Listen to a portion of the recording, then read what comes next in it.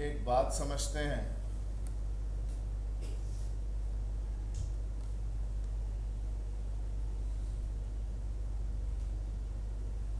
Purchase purchase return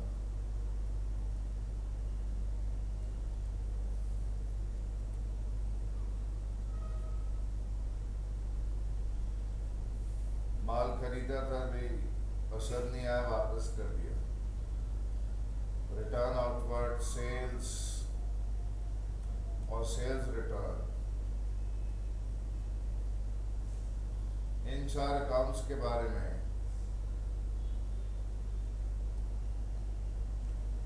लोगों को थोड़ा मिसकंसेप्ट है। कई लोगों से आप पूछेंगे जो 11-12 में अपना बेस बिल्ड करके आते हैं, वो बोलेंगे चारों के चारों रियल अकाउंट हैं। अब उनको पूछिए क्यों भाई ये रियल अकाउंट क्यों है, तो वो बोलेंगे इसका मतलब होता है गुड्स। परचेज गुड्स अंदर आए, परचेज रिटर्न गुड्स बाहर गए।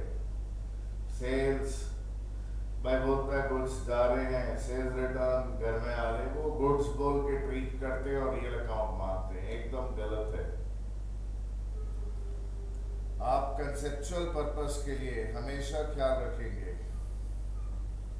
that all four are nominal account items.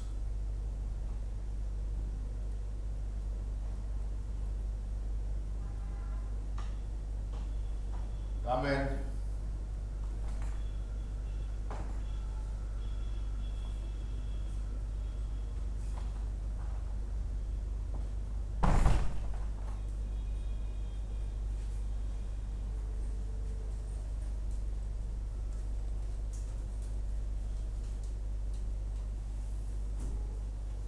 Purchase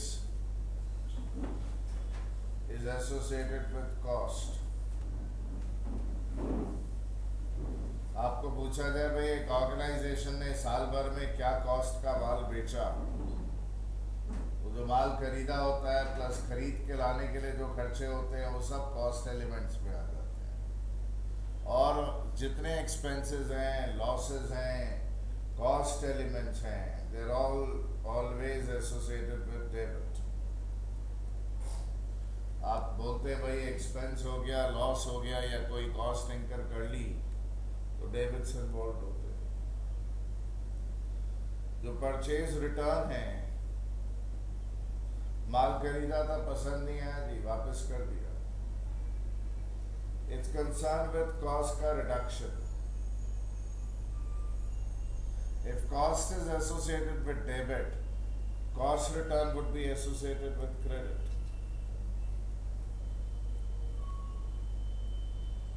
Sales, आपको बताया था जितनी इनकम्स हैं, जितने प्रॉफिट्स हैं, जितने गेन्स हैं, जितने रेवेन्यू रिलेटेड आइटम्स हैं, sale is revenue. Sale is responsible for bringing about profits. Sale is not profit. Sale का मतलब profit नहीं है. Sale is a profit causing item. It causes profits. Revenue or profit causing item.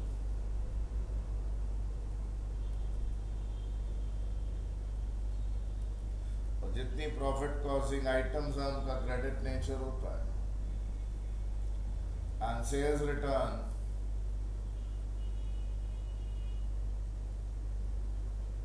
Reduction in revenue. भाई हमने तो पीछे ही principal buildup कर लिया था, ये देखिएगा, we had talked about this earlier also.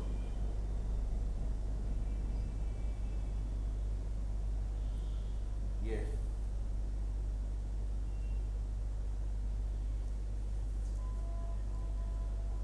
Income causing items credit होती है, वो आइटम्स जो इनकम की रिडक्शन कॉज करेंगी डेबिट हो। अगर sale causes profits, then sales return reduces profits. उसका डेबिट नेचर होता है।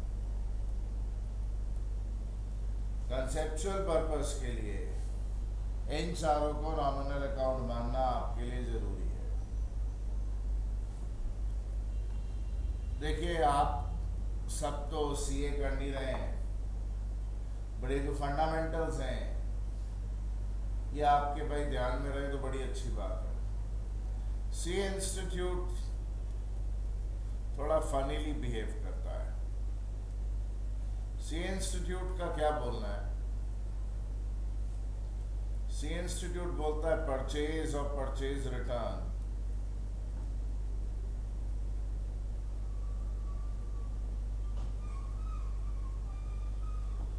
are related with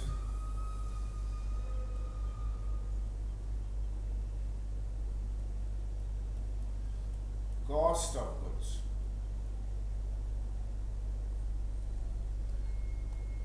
And sales return come in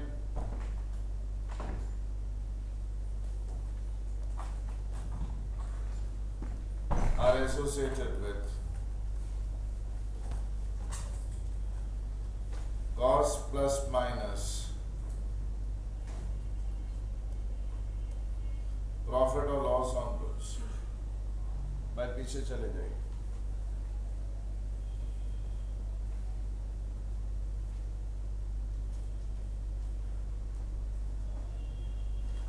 Are associated with cost plus minus profit or loss of goods.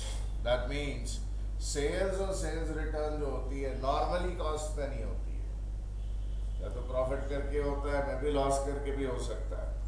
तो profit और loss element उसमें होता है, but purchase बोल लीजिए या परचेज किया हुआ माल रिटर्न बोल लीजिए, वो हमेशा कॉस्ट पे होता है।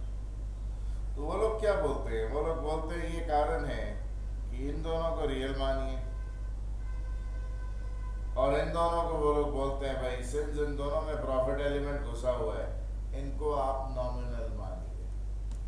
ये सीए इंस्टीट्यूट बोलता है। तो कौन क्या बोलता है भाई, हमें उससे कोई मतलब नहीं है। हम अपना कंसेप्ट एकदम परफेक्ट रखेंगे कि सेल्स रिटर्न, परचेज रिटर्न, इनको हमने हमेशा भाई उधर कंसेप्चुअल पर्पस के लिए नॉमिनल आइटम मानना है। और क्यों मानना है?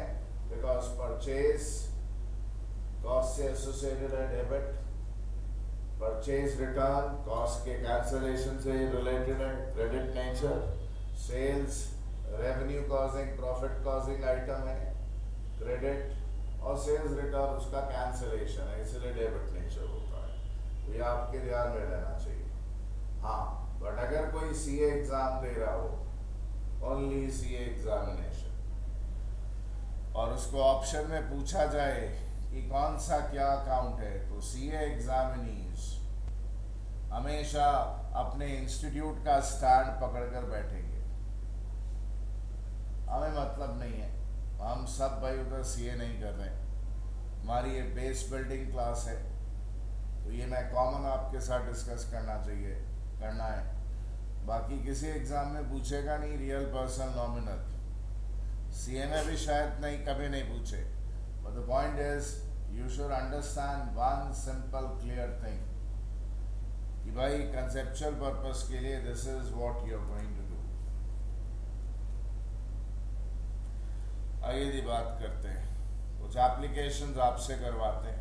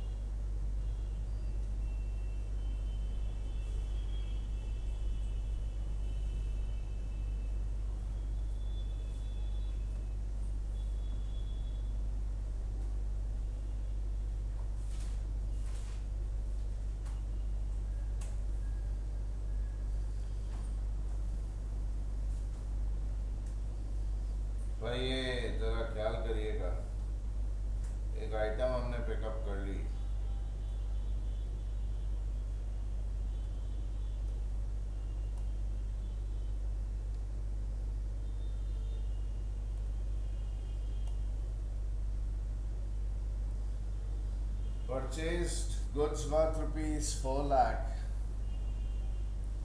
less trade discount 30% from Rahul and Company and paid rupees 25,000 instantly.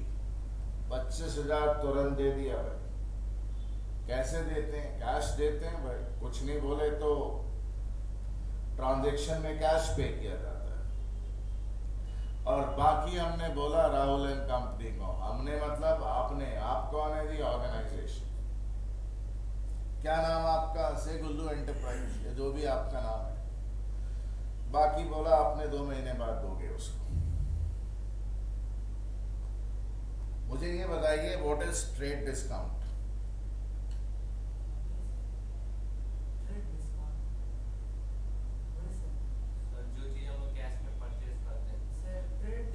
पागल हो गया भाई साहब।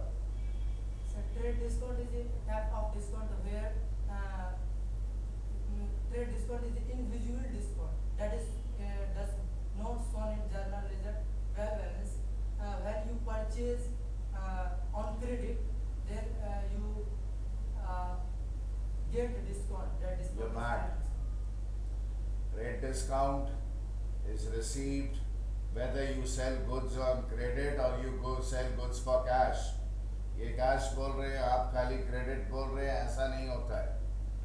हाँ, trade discount is not recorded in books of account, that is true. ये जो आप बोल रहे हैं कि भाई ट्रेड डिस्काउंट क्रेडिट सेल पे दिया जाता है, या भाई साहब बोल रहे हैं कैश वो क्रेडिट परचेज या कैश परचेज पे दिया जाता है, वो गलत बोल रहे हैं। चलिए, ये तो सबको पता होता है कि ट्रेड डिस्काउंट को बुक्स में रिकॉर्ड नहीं किया जाता। अब बताइए क्यों नहीं किया जाता? क्योंकि सर उसको जितना मूल्य रहता है उसमें से घटाया जाता है। क्यों घटाया जाता है? क्यों घटाया? क्योंकि विक्रेता जो है सो बायर सेलर बोल सकते हैं, क्रेता विक्रेता की जरूरत नहीं। वो क्रेता और विक्रेता वो सब जमाना चला गया। बायर सेलर बोलिए। हाँ जी। बायर सेलर को सेलर जो है सो कुछ डिस्काउंट दे देता है अमाउंट में से, इसलिए वो दिखाया जाता है। तो क्यों दे देता है डिस्काउंट? अपने सेल को बढ़ाने के लिए। एक्सप्लेन कर सकते हैं फिगर्स के साथ? हाँ।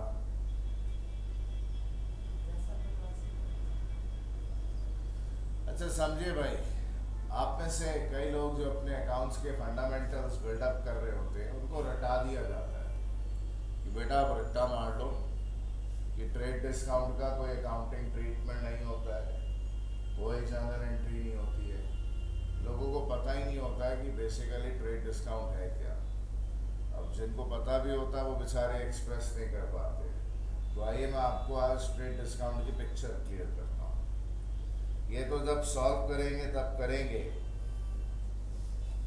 ये देखिएगा भाई, एक मैन्युफैक्चरर है। नाउ ट्रेड डिस्काउंट की खासियत ये है,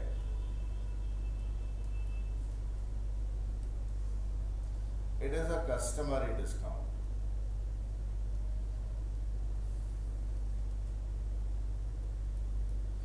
इसको देने की भाई रीति है, रिवाज है, जरूरत नहीं है, रिवाज है।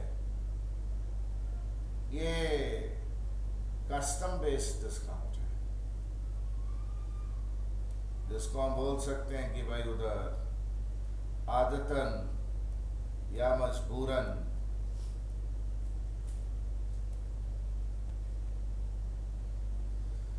क्रिएट किया जाता है। देखिए, हर एक बायर और सेलर पहले से डिसाइड करके रखता है कि उसको माल क्या रेट में बेचना है। मैन्युफैक्चरर ने गुड्स प्रोड्यूस किए, गुड्स को प्रोड्यूस करने की कॉस्ट 100 रुपीज। इससे पहले से डिसाइड करके रखा है कि भाई मैं 40% मार्जिन पर काम करूंगा, 140 में बेचूंगा। बट ये करता क्या है? व्हाट ही डज इज ये एक प्राइस लिस्ट रेडी करा लेता है माल बनाया, साथ में माल की एक प्राइस लिस्ट रेडी कर, उस पर रेट छपवा लिया 200। होलसेलर आया इसके पास, सिंगल लेला, and wholesaler is not this. कई गवार लोग जो हैं जिंदगी भर ही लिखते रहते हैं, होलसेलर इज SALER, ये नहीं। तो भाई होलसेलर ने इसको अप्रोच किया,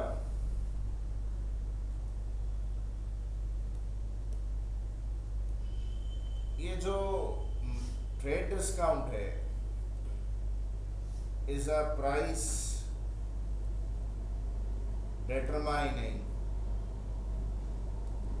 फैक्टर, प्राइस निश्चित करने वाला फैक्टर है। डिस्काउंट नहीं है, it's a price deciding factor. ये प्राइस भाई उधर डिसाइड करने वाला फैक्टर है। होता क्या है भाई मेरे, हैव अ लुक। होलसेलर ने माल को देखा, मैन्युफैक्चरर ने वो प्राइस लिस्ट जो छपवाई थी वो होलसेलर को पकड़ा। होलसेलर बोलता है मुझे क्या भाव पड़ेगा, बिकॉज वो जो प्राइस लिस्ट छपाई जाती है वो अल्टीमेट कस्टमर के लिए छपा दी जाती है। तो इनफैक्ट प्रोडक्ट पर भी वो 200 रुपया छपा दिया जाता है, 200 rupees maximum retail price, MRP 200 rupees छपा दिया। अब इन दोनों के बीच में भाई डिसाइडेड है, इसने बोला भाई मैं तेरे को प्राइस लिस्ट पे 30% रेट डिस्काउंट, 200 का 10% होता है 20% कितना होगा 60, तो 60 रुपए भाई मैन्युफैक्चरर कोई छोड़ नहीं रहा है। तो पहले से डिसाइड करके बैठा है कि भाई मेरे को 140 में बेचना है, तो बोल दिया उसने कि भाई ट्रेड डिस्काउंट इस पर 30% है। इसमें मैन्युफैक्चरर कोई सेक्रीफाइस नहीं कर रहा है, कोई एक्सपेंस इनकर नहीं कर रहा है, कोई उसको नुकसान नहीं हो रहा है। वो तो पहले से डिसाइड करके बैठा है मैंने 140 पे बेचना है और लिस्ट प्राइस में 30% छोड़ दिया। तो हुआ क्या, माल की कॉस्ट इसकी है, इसको रिकॉर्ड करेगा, वो सेलिंग प्राइस को रिकॉर्ड करेगा। 60 रुपीज को कहीं रिकॉर्ड करने की जरूरत ही नहीं है, क्योंकि वो तो प्राइस डिसाइड करने वाला फैक्टर था, वो थोड़ी कोई डिस्काउंट था। It was not any discount. आगे समझिए, होलसेलर को माल पड़ गया 140 रुपए का, प्राइस लिस्ट में या जो उसमें मार्कअप है 200 रुपया मार्कअप है। रिटेलर आ जाए इसके पास, इससे डिसाइड करके रखा है कि भाई मेरे को 20 रुपए के मार्जिन पर काम कर देना है। इससे डिसाइड करके रखा है कि भाई मेरे को 160 में माल को बेचना है। तो होलसेलर भाई रिटेलर को बोलता भाई 20% छोड़ दूंगा इस प्राइस में। तो 200 का 20% कितना होता है 40, और भाई 200 का 40% मतलब 40 आप हटा दीजिए, दैट मीन्स क्या भाव में बेचने का निश्चित किया हुआ उसने। ये डिसाइडिंग फैक्टर है। 40 रुपए के लिए कहीं एंट्री नहीं होगी, ये 20 रुपए का प्रॉफिट कमाएगा पर पीस पर। रिटेलर ने खरीद लिया, रिटेलर को भाई कॉस्ट कितनी पड़ी 160, प्राइस लिस्ट जो है भाई उधर 200 रुपया। रिटेलर की इच्छा तो है कि भाई इसको 200 रुपए में बेच दे, जो प्राइस लिस्ट है वो उस रेट पर भाई क्या दी फाइनल कंज्यूमर को बेच दे। बट कंज्यूमर को भी आदत है, बोला ये प्राइस लिस्ट, बोला ये तो मैं नहीं दूंगा, आपके साथ इतने अच्छे रिलेशन है, कुछ छोड़ दीजिए। तो भाई ये डिसाइड करके बैठा है कि थोड़ा कम करना पड़ेगा तो कर देंगे, इसने 5% छोड़ दिया। 200 का 5% कितना होता है दी 10 रुपीज, तो सेलिंग प्राइस 190 भाई डिसाइड हो गया। ये भी बड़ा खुश है कि 200 रुपया भाई MRP लिखा था, हम 190 में लेकर आए, कस्टमर बहुत खुश है। तो किसी ने कोई सेक्रीफाइस नहीं किया है, what is happening is all these discounts in all the stages are nothing but price determining factors, इसलिए इनका अकाउंटिंग नहीं होता है. I hope everyone has understood. Clear it? Okay. Now, purchase goods worth rupees 4 lakh less trade discount 30%. भाई जरा देखिएगा purchase price आए, यहाँ तो यूं निकाल लें, सीधा क्या दी 4 लाख का क्या दी 70%,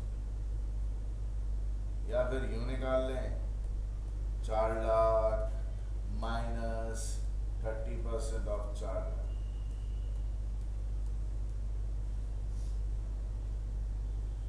कितना हो गया जी भाई, कैसे भी निकालें कितना आएगा जी 2,80,000. सो ये भाव पर माल परचेज किया गया, तो 4 लाख का तो कहीं रिकॉर्ड ही नहीं किया जाता. आप जिस रेट पर गुड्स परचेज करते हो वो रिकॉर्ड किए जाएंगे. दैट मीन्स खरीदने वाला 280 की परचेज रिकॉर्ड करेगा, बेचने वाला 280 की सेल रिकॉर्ड करेगा. Is it clear? ये 1,20,000 का कोई अकाउंटिंग नहीं हो रहा है. जो डिटरमाइनिंग फैक्टर है वो है ट्रेड डिस्काउंट. ये देखिएगा सर, ये क्या चिल्लड़ हम लोग को करा रहे. ओए होशियारी की पूछ, तेरी क्या कैपेबिलिटी अभी मालूम पड़ जाएगा. आप जब आगे जाएंगे ना, first year, second year, third year, you will be pushed to a situation जहां पर आपको भाई उधर एक नई सिचुएशन में सोचना पड़ेगा. 3 सालों में आप देखेंगे, in all the 3 years in BCom.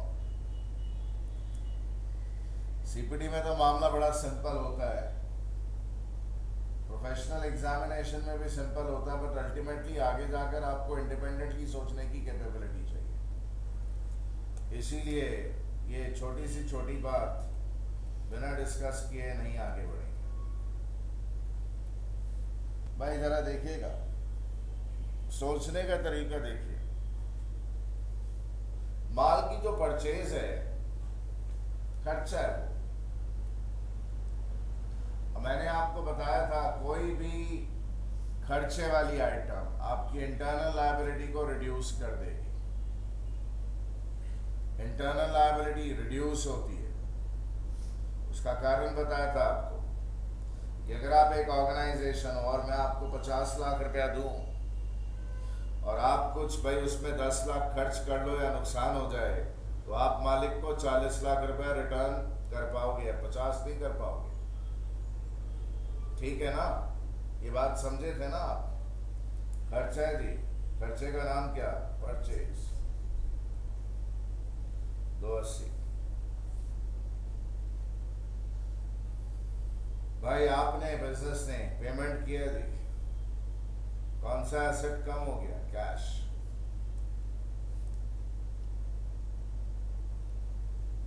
अब आप देखिए 280 में अगर आपने 25,000 रुपया पे कर दिया तो बचा कितना? 2,55,000. 2,55,000. तो 2,55,000 देना बाकी है. किसको देना बाकी है? Rahul and company. देखिए जो मालिक है वही इंटरनल लायबिलिटी है. मालिक के अलावा कोई भी और हो एक्सटर्नल लायबिलिटी वाला बात है. आपकी एक्सटर्नल लायबिलिटी बढ़ गई 2,55,000. नाम क्या? Rahul and company. और अगर इन्होंने नहीं दिया होता नाम तो मैं भाई उधर राहुल एंड कंपनी के बजाय क्या लिखता जी? ट्रेड.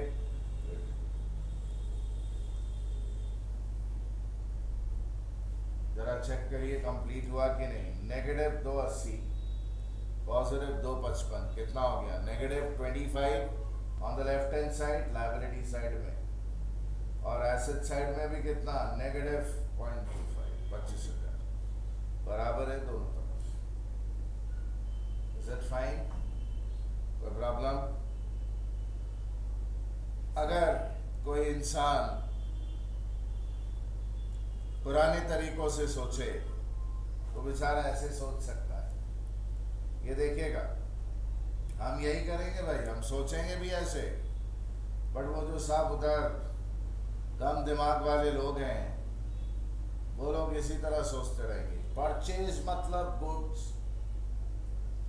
बोला एसेट बढ़ गया तो गुड्स बोल के कोई अकाउंट तो होता नहीं है, परचेज ही लिखेगा वो। क्या जी, 280। एक एसेट कम हो गया जी, क्या जी,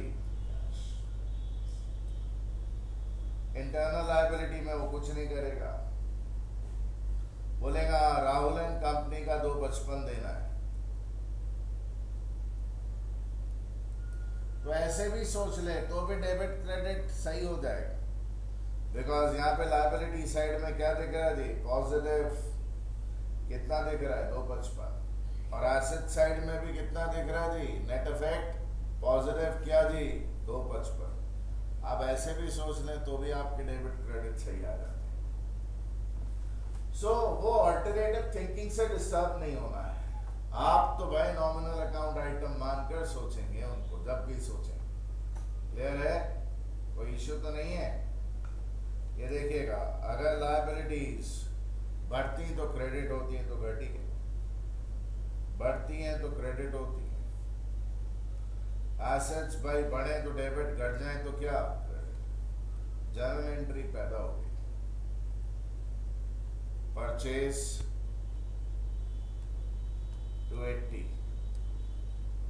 क्रेडिट में क्या जी उधर, राहुल एंड कंपनी 255, एंड भाई उधर कैश भी क्रेडिट, एंट्री आ गई। Any problem? सर आपने हमसे नहीं करवाया, करवाता हूं।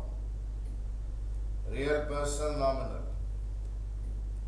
परचेज रियल नहीं लीजिएगा भाई, नॉमिनल 280 क्या दी, expense loss cost category, expense नहीं है, लॉस नहीं है, कॉस्ट है भाई।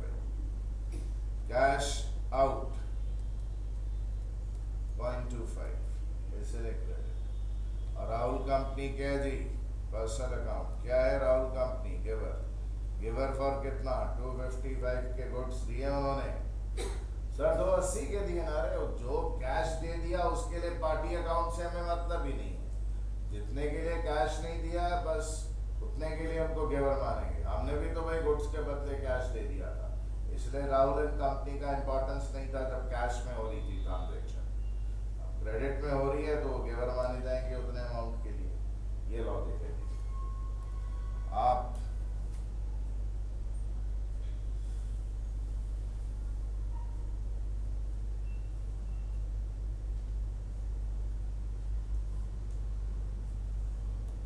ये आपके लिए बिल्ड कर देते हैं। बोलिए। सेकेंडरी की क्लास आज है? हाँ सेकेंडरी की क्लास है ना, कौन पूछ रहा है? राफिया, राफिया हाँ है ना। उसको जा रहे सर प्रोजेक्टर के लिए, प्रोजेक्टर के लिए आप अभी तक गए नहीं, मैं तो बोला था आप होकर आएंगे डायरेक्टली वहां से। स्लीप यहाँ पे नहीं ले गया। हाँ कल सुबह जाइएगा, आज रहने दीजिए।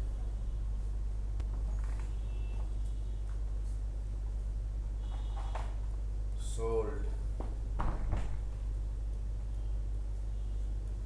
Goods worth rupees 5 lakh to Sania Nehwal. She paid रुपया 2 लाख in cash, रुपया 1.5 lakh in check instantly.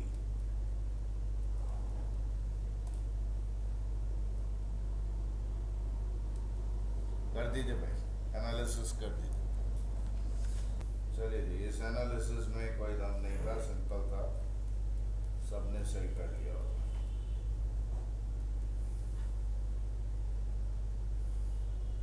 Cell 5 lakh की हुई है, तो सेल रेवेन्यू है, रेवेन्यू से प्रॉफिट जनरेट होते हैं, और प्रॉफिट जनरेट होते हैं मतलब इंटरनल लायबिलिटी बढ़ जाती है।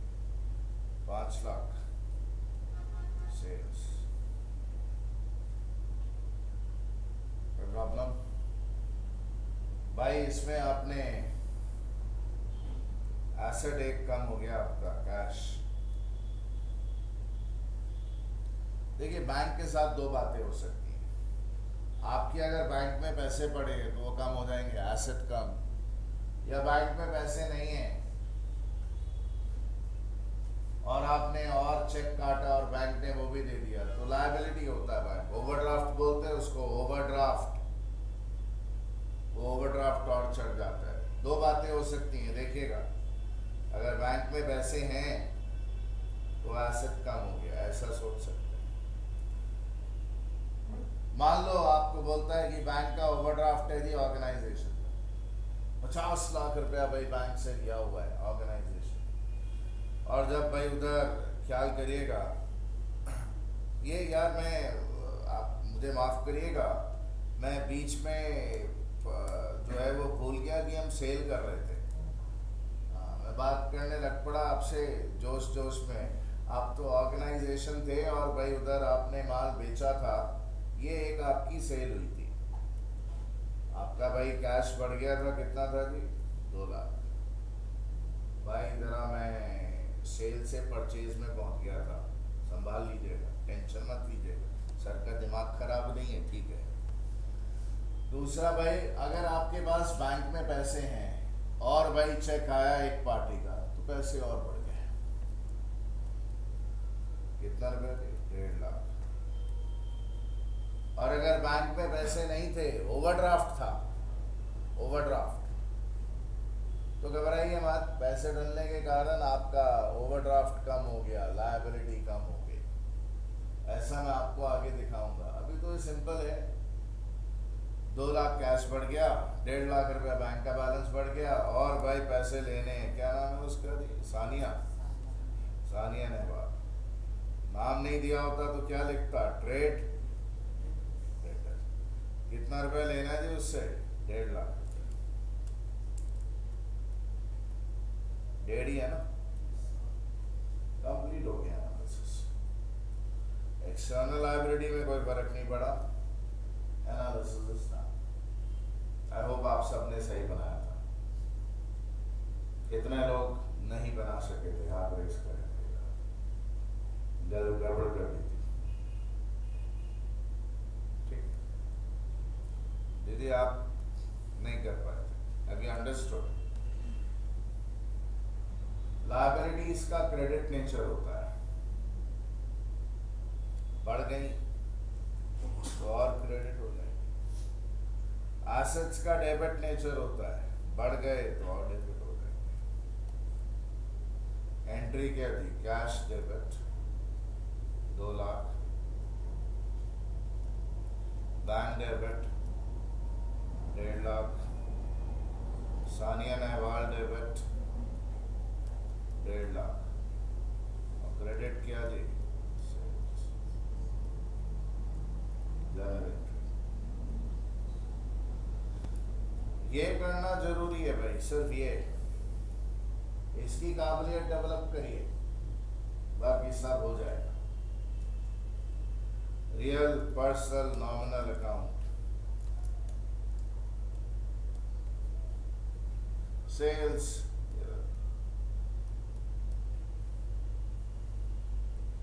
इनकम गेन रेवेन्यू, क्रेडिट होते हैं इसलिए क्रेडिट।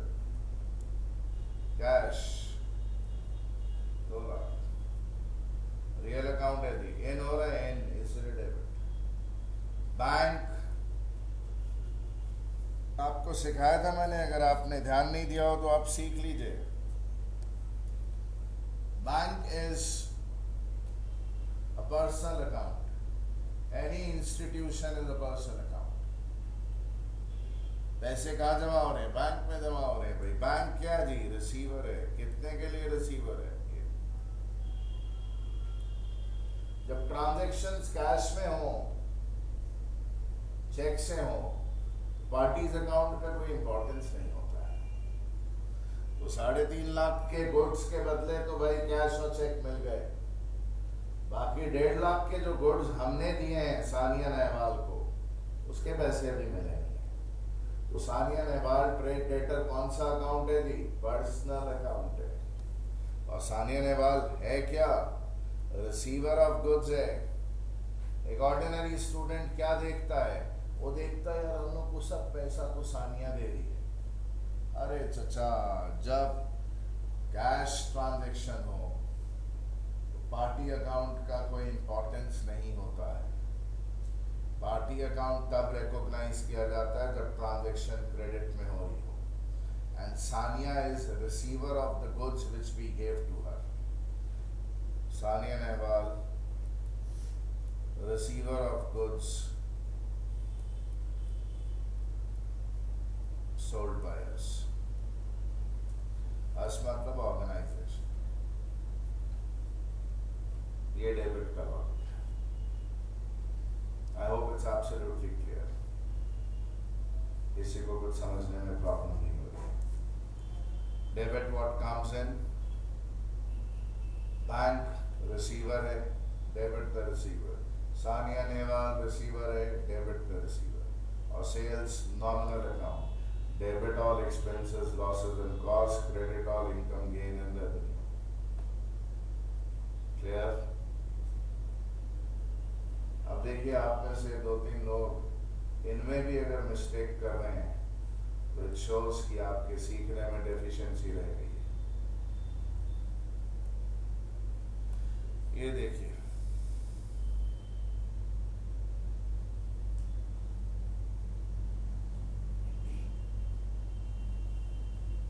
आइए एक सिचुएशन कन्फ्रंट कराते हैं आपको।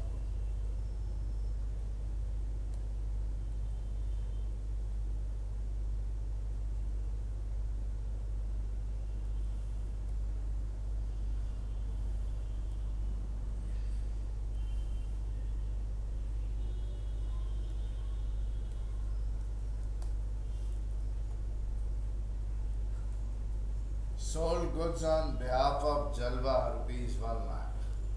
Hold on, hold on.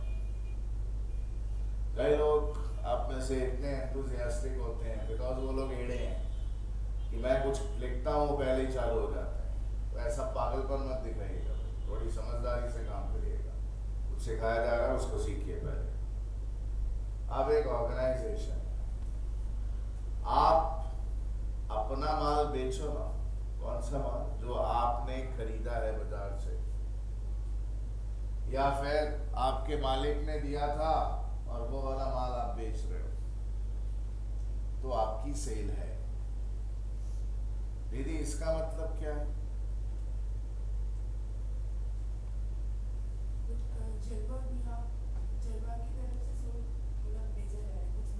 आप गुल्लू एंटरप्राइज हो वहां हो, इसका मतलब क्या हुआ? जलवा जो है उसकी तरफ से गुड्स बेचा जा रहा है 10 लाख का। आप गुल्लू एंटरप्राइज हो, आप या तो बाजार से माल खरीदते हो बाजार से, या खुद अपने गुड्स मैन्युफैक्चर करते हो, वो बेचते हो, ठीक? या आपका मालिक है गुल्लू, उसने कोई गुड्स दिए और वो आप बेच रहे हो। इसका मतलब समझ नहीं आया, क्लैरिफाई कर सकते हैं? आप बताइए दीदी।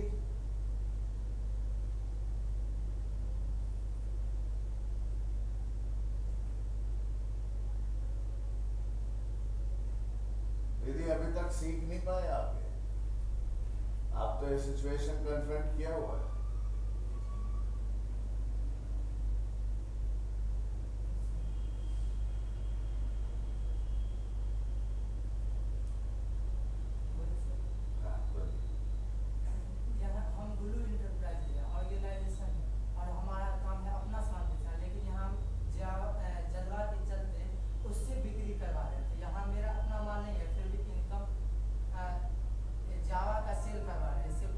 आपके साथ प्रॉब्लम क्या है? आप समझ पाते हो बट जब बोलते हो ना तो सब उलट पुलट कर देते हो। आप समझते हो क्या हो रहा है बट आपको अपने आप को एक्सप्रेस करना नहीं आता है। मतलब आप या तो बहुत एक्साइटेड हो जाते हो। एक्साइटेड आदमी कब होता है? जब मैं छोटा था तो क्लास में क्या होता था, कोई भी टीचर क्वेश्चन पूछता था ना, तो मुझे उसका आंसर पता होता था, तो मैं सबसे पहले हाथ खड़ा कर देता था। तो हाथ खड़ा कर देता था, मुझे बताने की जल्दी होती थी।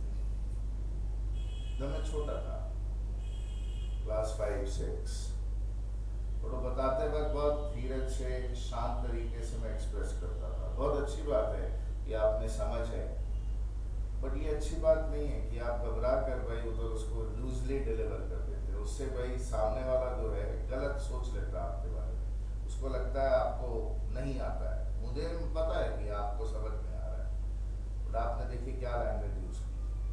आपने लैंग्वेज यूज़ की कि भाई जलवा के चलते चलते बोलते क्या हो रहा है मुझे कुछ समझ नहीं आ रहा है। या तो आपको हिंदी बोलनी नहीं आती या इंग्लिश बोलनी नहीं आती। जिस लैंग्वेज में आप कंफर्टेबल हैं उस लैंग्वेज को यूज करिए।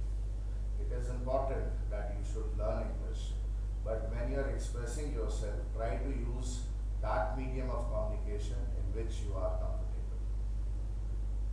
नहीं तो क्या होता है, वो आप गलत एक जो है पिक्चर फॉर्मेशन करते हो। मैं समझ लूंगा बिकॉज मैं ट्रेंड हूँ इसके लिए, बाकी लोग नहीं समझ पाएंगे आप क्या बोल रहे हैं, और जबकि आपको पता है वो क्या है। इन्होंने जैसे चालू किया, ये सही सोच रहे हैं कि आप गुल्लू एंटरप्राइज, आप अपना माल बेचते हैं या तो खुद का मैन्युफैक्चर किया हुआ माल बेचते हैं, या तो भाई बाजार से खरीदा हुआ माल बेचते हैं, या मालिक ने जो दिया है वो माल बेचते हैं। यहाँ पर आप अपना माल बेच ही नहीं रहे हैं, किसी और के गुड्स को बेच रहे हैं, मतलब दलाली कर रहे हैं, दलाली एजेंट बनकर बेच रहे हैं। कोई जलवा नाम की पार्टी होगी, गुड्स उसके हैं और बेच आप रहे हो, क्यों? उससे बिक नहीं रहे। तो selling on behalf of someone मतलब selling it like an agent. तो आप अगर जलवा का माल बेचोगे, कुछ बोला नहीं तो कैसे बेचा? कैश में बेचा, तो कैश तो आएगा आपके पास, बट आपकी वो सेल्स नहीं है। सेल आपकी तब होती है अगर वो आपके गुड्स होते हैं, आपके गुड्स है ही नहीं, आप तो जलवा के बिहाफ में बेच रहे। आप समझ रहे हैं? तो ये है क्वेश्चन सिचुएशन। मैं चाहता हूं आप एनालिसिस सोचें, इंटरनल एक्सटर्नल एसेट वगैरह जो है वो सोचें, में क्या फर्क पड़ा।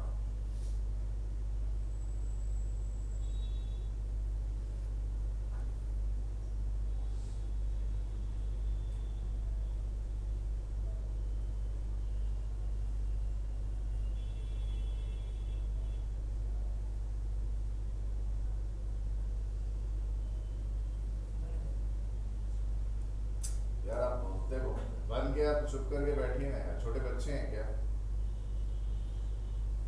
आपको बोला इतना एक्साइटमेंट ठीक नहीं है, वो सब क्लास 5-6 तक ठीक है, उसके बाद धीरज और गंभीर बनिए।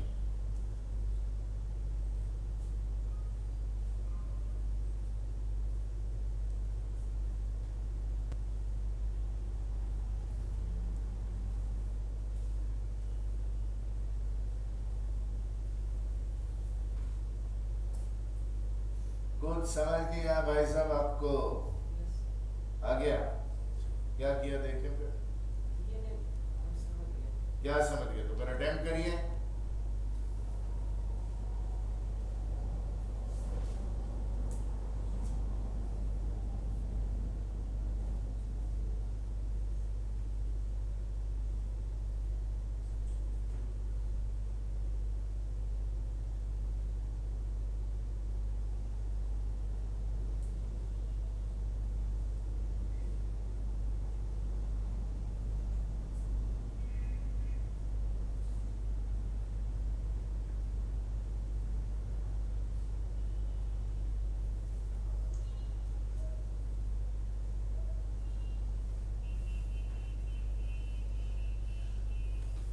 चलिए चलिए, इतना कोई इसमें हाथी घोड़ा नहीं था जो आप इतना टाइम लगा रहे हैं। सब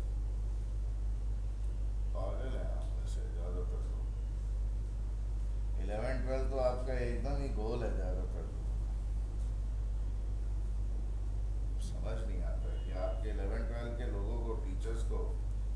कैसे भाई उधर पकड़ के पीटा है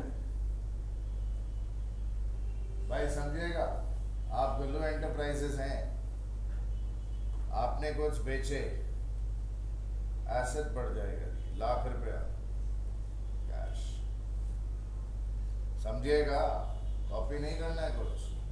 अगर ये आपकी सेल होती ना, आपकी सेल, इधर देखिएगा तो इंटरनल लायबिलिटी बढ़ जाता है ₹1,00,000 से, और क्या बोलते हैं सेल, और बात बराबर हो जाती, किस्सा यहाँ पर खत्म हो जाता।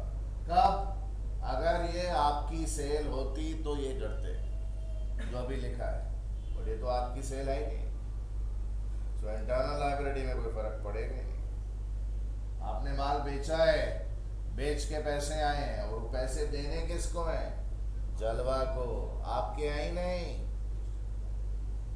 आप कमीशन वगैरह लोगे उससे, बट वो सेल के पैसे आपके नहीं है, आपको रखना अलाउड ही नहीं है। It's your duty, liability, responsibility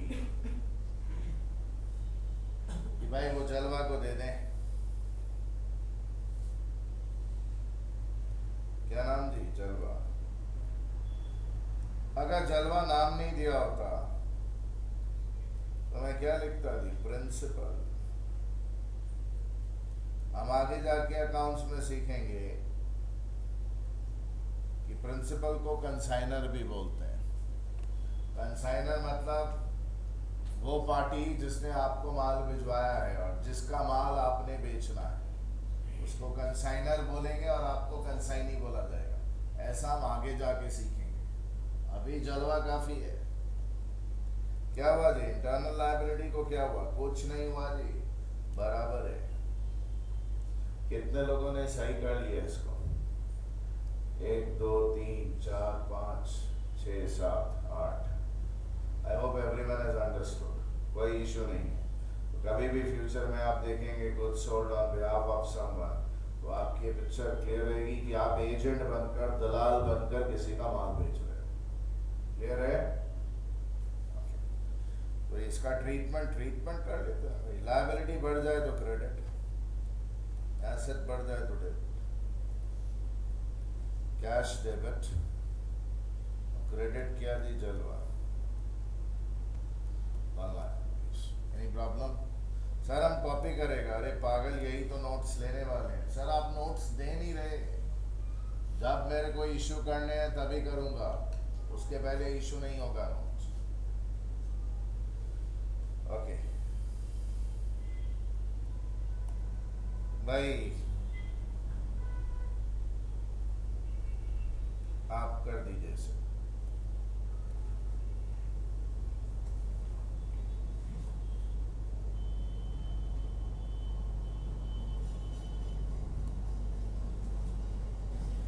paid selling expenses ₹5,000 for जलवा। इसका मतलब समझिएगा। आप गुल्लू एंटरप्राइजेस हो, माल किसका बेच रहे हो? अपना तो नहीं बेच रहे। एक्सपेंसेस जलवा के लिए पे किए,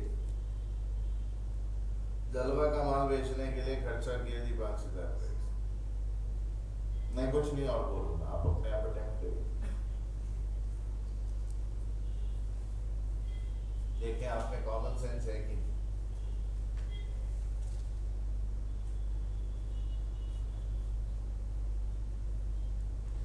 ऐड कर देता हूं आपके लिए। दिस वुड बी, टर्म सिखानी है ना, इसलिए ऐड कर रहा हूं। ये देखिए, लोग देखेंगे नहीं, वो लिखते रहेंगे अपना। बोला नया क्या सिखा रहा है? बोला मुझ पर इंटरेस्ट नहीं। हम बस एक बार चालू हो गया फिर तो मैं अपने आप की भी नहीं सुनता, फिर तो मैं खत्म कर देता हूँ। सर कुछ नया सिखाने की भी कोशिश करते हैं, मैं सर को बोलता हूँ रुक जाइए, मेरा इंजन स्टार्ट हो गया, अब नहीं रुकेगा। Don't behave like idiot. This would be reimbursed by जलवा। नई टर्म क्या है? अगर कोई खर्चा आप कर लें और खर्चा कर कर किसी से पैसे मिल जाएं तो बोलते हैं रीइंबर्स हो गया। फॉर इंस्टेंस भाई, अगर मैंने आपको बोला भाई तू कॉलेज स्ट्रीट जा रहा है, मेरी एक ना बुकलेट ले आना। मैं पूछा तेरे पास पैसे हैं? तो बोला हाँ पैसे हैं मेरे पास। मैं बोला तू बुक ले आ, तेरा जो खर्चा लगेगा बुक का प्लस भाई उधर जो आने जाने का भाड़ा वो तो मुझसे लेगा। तो आप ले आए और मैंने वो पेमेंट आपको कर दिया। What is that? रीइंबर्समेंट। तो ये आपकी कंसेप्ट के लिए पेज सेलिंग खर्चा 5000 फॉर जलवा, दिस वुड बी रीइंबर्स्ड बाय जलवा। जलवा भाई इसको रीइंबर्स कर देगी। ओके, आप करिए।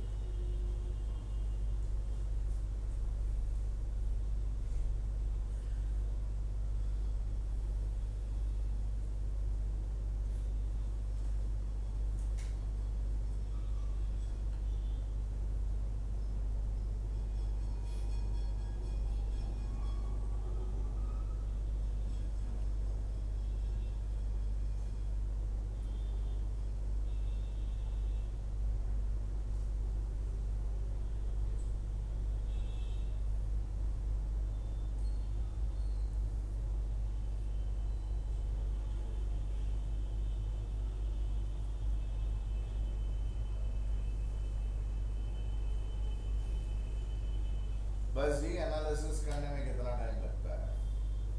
चलिए, पिछला वाला मैंने कंप्लीट नहीं किया था, रियल पर्सन नॉमिनल।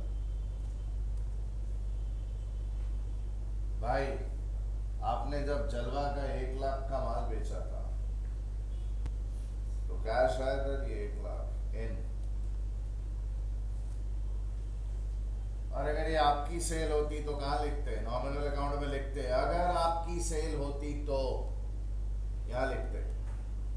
ये तो है ही नहीं, आपकी सेल है ही नहीं। किसकी सेल है भाई उधर? वो सेल जलवा की है। आपके लिए क्या भाई उधर? आपको कैश मिला, किसको माल बेचा है? पार्टी का नाम, कैश मिला ना, ठीक। ये जो कैश, देखिए मैं आपको बता रहा था, अगर आपको याद हो, ये जो पर्सनल अकाउंट का जो रूल है ना, डेबिटर, रिसीवर, क्रेडिट गिवर, ये सबसे ट्रिकी है। कई सिचुएशन में आपका काम बहुत आसान कर देगा और कई सिचुएशन में आपको तकलीफ में डाल देगा, जैसे यहां डाल देगा। जलवा यहां पर भाई जरा देखें,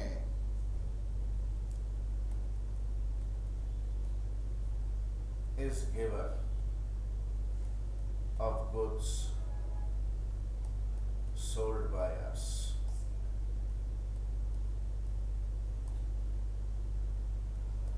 इतना स्टूडेंट कहां सोच पाए? अगर वो गोल्डन रूल यूज नहीं करे, अकाउंटिंग इक्वेशन के कंसेप्ट यूज करे, तो एकदम क्लियर पिक्चर फॉर्म होती है। गोल्डन रूल से कभी कभी पिक्चर धूमिल हो जाती है, फॉगी हो जाती है, दिखता नहीं है। आपको भाई उधर लगेगा यार इसमें जलवा का क्या चक्कर है? चक्कर ये है कि माल जलवा का था, आपको जो कैश मिला है दैट इज इन, और मिलने का कारण कौन है? She is the giver of goods to you, जिसको बेचकर कैश आया, ये गिवर है, इसीलिए क्रेडिट हो। ये लॉजिक है। स्टूडेंट को कभी प्रॉब्लम क्यों नहीं होता है क्लास 11-12 में जब वो एंट्री सीख रहा होता है? बिकॉज वो ये सोचता ही नहीं है। स्टूडेंट को एक इडियट के जैसे सोचने की आदत पड़ जाती है। बोला माल बेचा ना, कैश आया ना, डेबिट। उसको मालूम ये है कि भाई अगर डेबिट हो गया तो बाकी जो भी है वो क्रेडिट होगा, फिर वो सोचता ही नहीं। सोचे तो तकलीफ है ना रिसीवर गिवर की। वो जैसे ही कैश एंट्री आती है स्टूडेंट भागना करने लगता है। बोला कैश है तो डेबिट, बोला बाकी तो फिर एंट्री कंप्लीट करने के लिए जलवा होना चाहिए, बिकॉज वो अपनी सेल ही नहीं है, तो उसको सोचने की भाई उधर तकलीफ होती नहीं है, इसलिए वो खुश रहता है। और जबकि ये बहुत फॉल्टी अप्रोच है सोचने की। B, internal liability, external liability asset, समझेगा भाई? आपका ये जो 5000 रुपया आपने स्पेंड किया बुल्लू एंटरप्राइज में, वो आपका खर्चा ही नहीं है। क्यों? वो बोल रहा है ना, जो खर्चा करोगे वो जलवा से मिल जाएगा। नॉर्मली क्या होता है, नॉर्मली ये देखिए भाई, कैश कितना था, 5,000। और अगर ये आपका खर्चा होता तो क्या कम कर देते, इंटरनल लायबिलिटी क्या बोल के लिख लेते, सेलिंग एक्सपेंसेस क्या जी 5,000, और किस्सा खत्म हो जाता। प्रोवाइडेड ये आपका खर्चा होता, बट यहाँ ऐसा नहीं है। This is not your spending. Cash भले आपने दिया हो, बट वो आपको मिल जाने वाला है। दैट मीन्स जो आपने 5,000 खर्चा है, वो आप किससे लेने वाले हो, जलवा से। तो जलवा आपके लिए क्या बन गई, एसेट बन गई भाई उधर।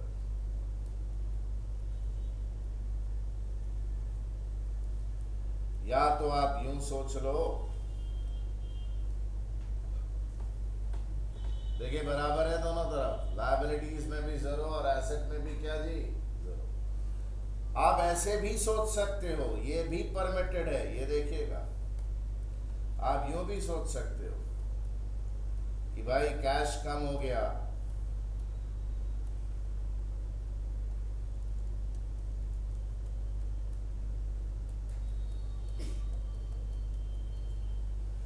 ध्यान दीजिएगा भाई। और आपने जलवा का कितना लाख रुपया देना था, कितने का माल बेचा था आपने, उसका 1 लाख। उसका कितना रुपया देना था, 1 लाख रुपया देना था। और उससे लेना कितना है, 5,000, जो आपने उसके लिए खर्च किया। सर नहीं समझ रहे, अरे चचा, जो सेल के पैसे वो आपने जलवा को देने हैं, तो जलवा आपके लिए लायबिलिटी है कि नहीं। और जलवा से आपने 5,000 क्यों लेना है, बिकॉज खर्चा उसका है, आप कर रहे हो, तो आपने 5,000 लेना है।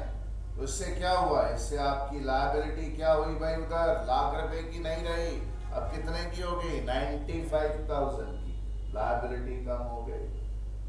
कौन सी लायबिलिटी, जलवा। ऐसे भी सोच सकते हो।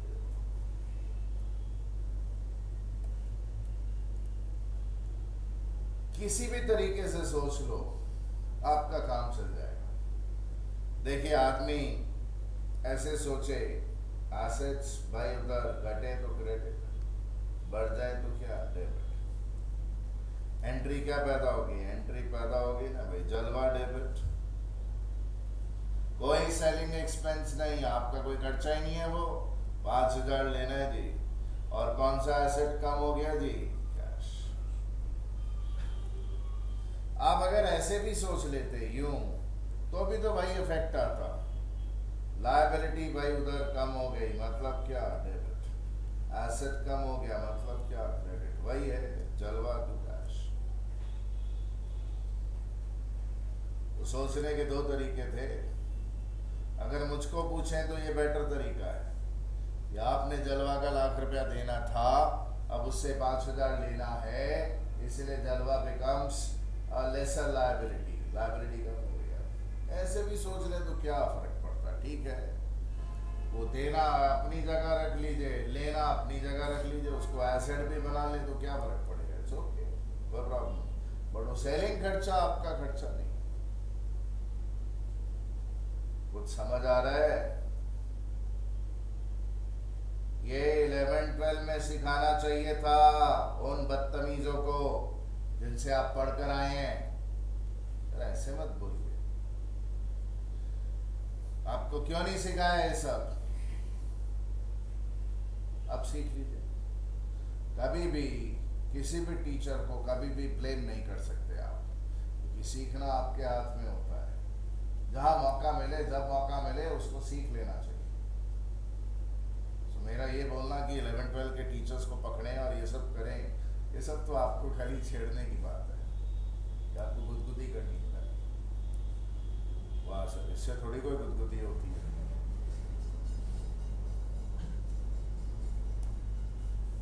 ओके,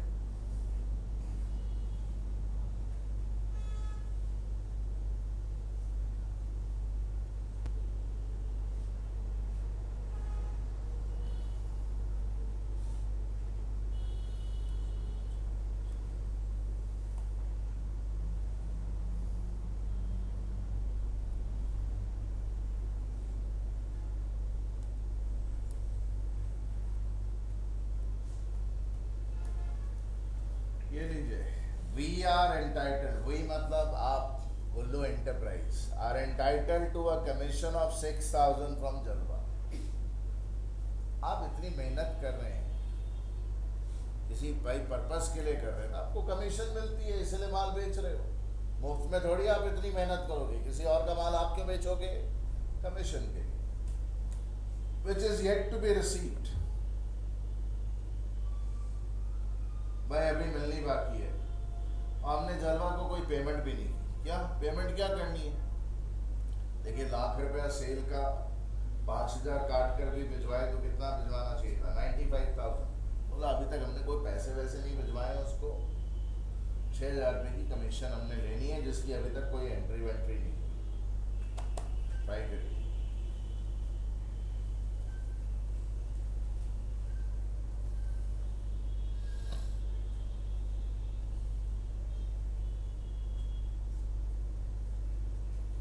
ये जितने ट्राई करने को बोल रहा हूँ वो इसलिए नहीं करने को बोल रहा हूँ कि आप सही बना ले, इसलिए बोल रहा हूँ कि आप सोचना चालू कर दें। अब भले गलत कर लें उसको, बट सीख लें, एक बार बताने पर सीख जाए।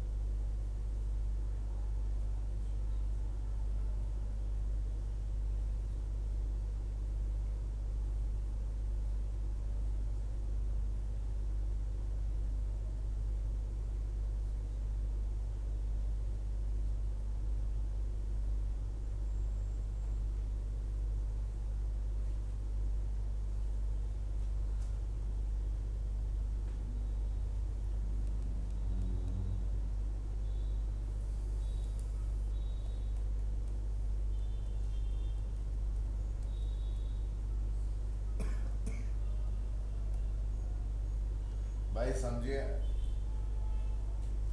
आप एक ऑर्गेनाइजेशन है, अगर आप किसी से कमीशन पाएंगे तो आपके लिए इनकम है। इनकम आपकी इंटरनल लायबिलिटी बढ़ाती है, कमीशन कितना जी? 6,000। और आपने किसी से लेना है तो वो भाई जिससे लेना है वो आपके लिए क्या बन गया? एसेट। नाम क्या दिया एसेट का? जलवा। ऐसे सोच सकते हैं, बराबर हो गया जी दोनों तरफ, पॉजिटिव 6 पॉजिटिव 6। यूं भी सोच सकते हैं भाई, कमीशन 6,000,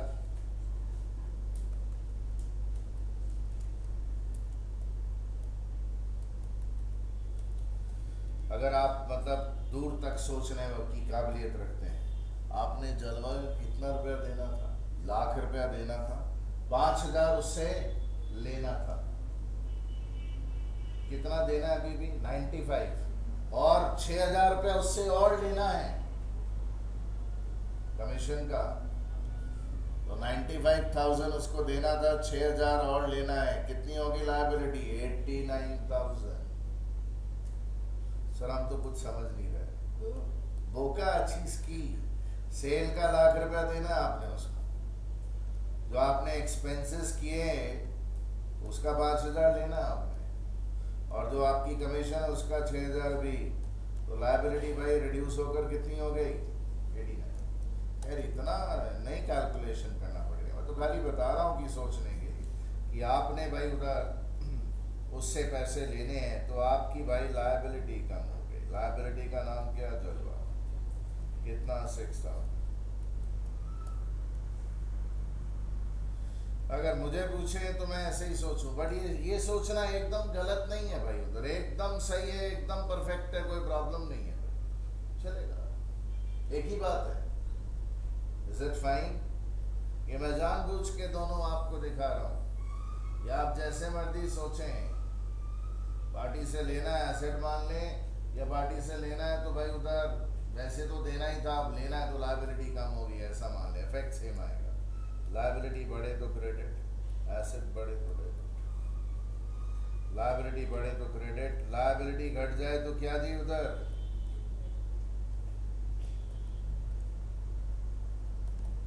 जलवा डेबिट टू कमीशन कितना, 6000। यार ये मैंने तो पीछे भी नहीं भरा, ये इसको पहले भर दो, रियल पर्सन नाम।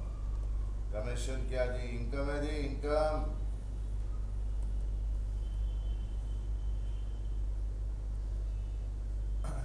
अब स्टूडेंट कैसे सोचेगा, वो इतना सोचेगा ही नहीं, वो सोचेगा कमीशन इनकम है ना, क्रेडिट होगा, बस खत्म।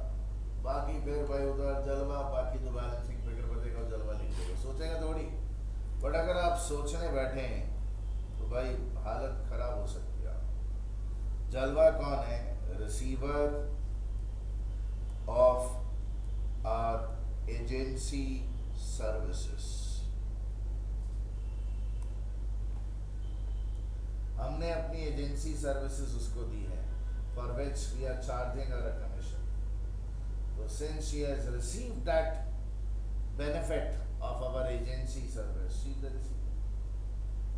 वो स्टूडेंट थोड़ी सोचता है, वो तो कमीशन क्रेडिट करता, बाकी भाई उसको मालूम है, हाँ भाई कैश तो आया गया नहीं है, तो जलवा ही है भाई, जलवा डेबिट करके अपना काम चला लेता बिना सोचे समझे। सर ये पिछला वाला लिखा नहीं था, अरे हाँ यार क्या था, हमने खर्चे किए थे selling expenses on behalf of जलवा, कैश 5000 आउट। खर्चा हमने किया, मजा कौन लूट रहा है, जलवा मजा लूट रही है भाई, रिसीवर ऑफ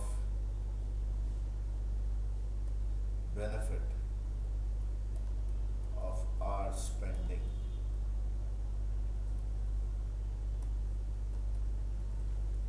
भाई 5000।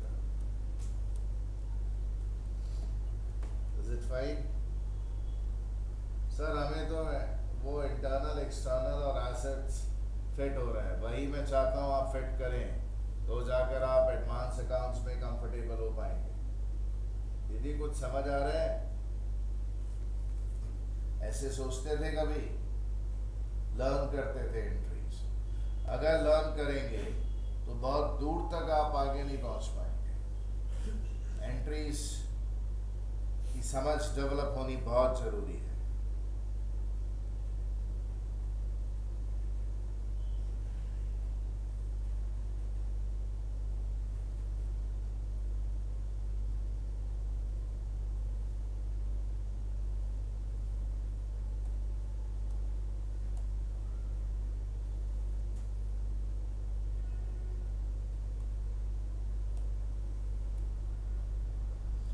आप जब मेरे साथ चैप्टर्स करेंगे ना, ये कोई चैप्टर्स नहीं है, ये तो वो पाप हैं जो 11-12 में आपके धुल जाने चाहिए थे, वो आपने धोए नहीं, इसलिए मैं सर्फ एक्सेल हूं, मैं धुलाई अभी कर रहा हूं। क्वेश्चन है जी, साल के शुरुआती दिन on opening date of the year, एक फर्नीचर जिसकी बुक्स में वैल्यू 50,000 रुपीज थी, उसको हमने एक्सचेंज कर लिया एक नए फर्नीचर के लिए जो 1.5 लाख की कॉस्ट का था, और पुराना 50,000 हमने 34,000 की वैल्यू पे दे दिया। अब आप लॉजिकली समझे ना, 1.5 लाख का नया फर्नीचर है, पुराना किस वैल्यू पे दे रहे हैं?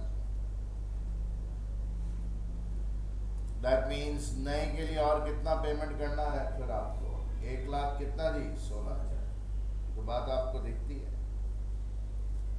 The remaining amount of 1,16,000 is payable after 2 months, 2 महीने के बाद देना है। और भी हुआ भाई, आपका पुराना जी 50,000 का था, क्या वैल्यू में दे दिया आपने उठाकर, नुकसान कितना हो गया? सर नहीं समझा, वो आप समझिए और अटेम्प्ट करिए। All this was done on opening day को, अटेम्प्ट करिए भाई, समझिए।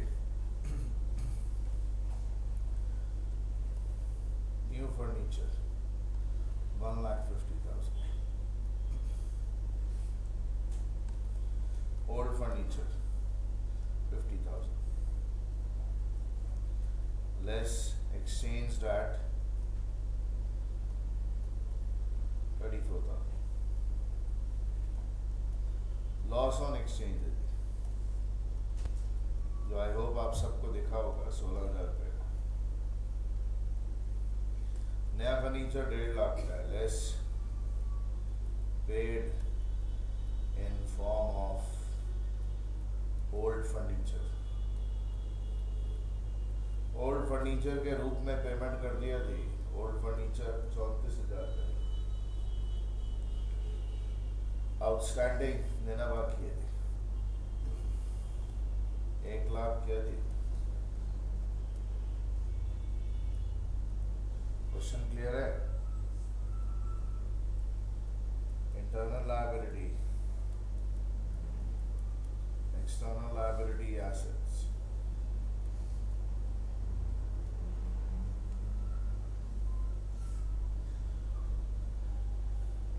एक एसेट बढ़ रहे थे 1.5 लाख रुपए का फर्नीचर। कौन सा थी? नया वाला। एक एसेट कम हो रहे थे 50,000 वाला। क्यों? बुक्स में क्या वैल्यू थी? 50,000। ये सब कौन सी रेट को हो रहा है? ओपनिंग रेट को ही हो रहा है ये सब। जब ये 50,000 का फर्नीचर गया, आपने तो 50 के रेट में दिया नहीं, कितने में दिया? 34। तो नुकसान कितना हो गया भाई? ये 16,000। क्या लिखेंगे? Loss on exchange of furniture.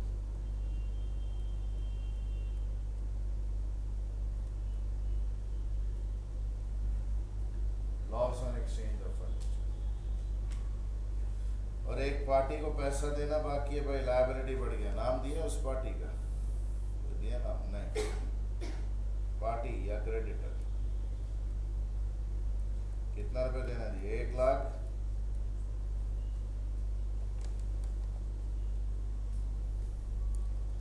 देखिए जरा लायबिलिटी साइड में, नेगेटिव 16, पॉजिटिव 116। कितना हो गया जी? पॉजिटिव 1 लाख। इस तरफ भी देखिए, पॉजिटिव 1.5, नेगेटिव 50। कितना हो गया जी? पॉजिटिव कितना? बराबर है जी दोनों।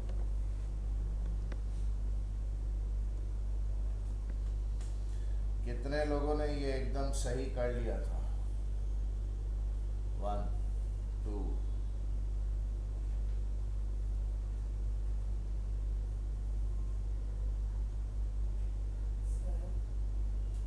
बात अगर कैश अपने पास माने 34,000 आता है, उसको लिख लेंगे एसेट में, तो हो सकता है। बेटा कैश तो दिया ही नहीं। बैठ जाओ ना, बैठ जाओ। खड़े होके नहीं बोलना, आराम से बैठ के बोलो। देखो कोई कैश हमने दिया ही नहीं बेटा। हमने नए फर्नीचर के बदले पुराना फर्नीचर दे दिया। कैश का आना जाना तो हुआ ही नहीं है, तो मैं कैश कैसे लिख लूँगा? मैंने पुराना फर्नीचर 34,000 की वैल्यू में पकड़ा दिया और बोला भाई बाकी 1,16,000 में 2 महीने बाद देता हूँ, तो मैं कैश कैसे लिख लूँगा? समझे आप?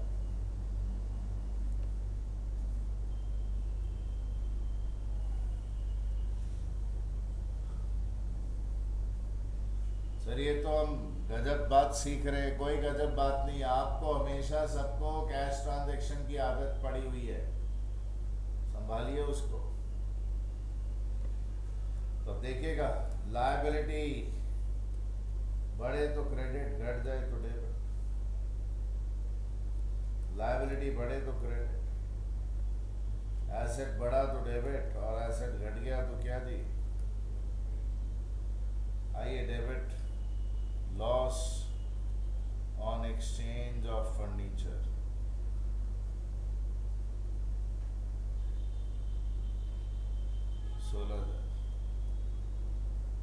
और डेबिट क्या दी? फर्नीचर, ब्रैकेट में लिख रहा हूँ न्यू। कितना दी? 1.5 लाख। क्रेडिट क्या दी? पार्टी का पैसा देना। कितना? 116। और क्रेडिट क्या दी? फर्नीचर पुराना वाला। How much is that? 50,000। Complete हो गया एंट्री। डेबिट क्रेडिट बराबर। प्रॉब्लम? देखिए ये स्किल नहीं है हमारे पास। ये स्किल जो है ये बीकॉम या फाउंडेशन वगैरह में जाके डेवलप नहीं, ये 11-12 में ही डेवलप होना चाहिए था, वहीं डेवलप होना चाहिए था। खैर नहीं हुआ तो हम कर लेंगे। Is it okay with you? Okay. Real person nominal.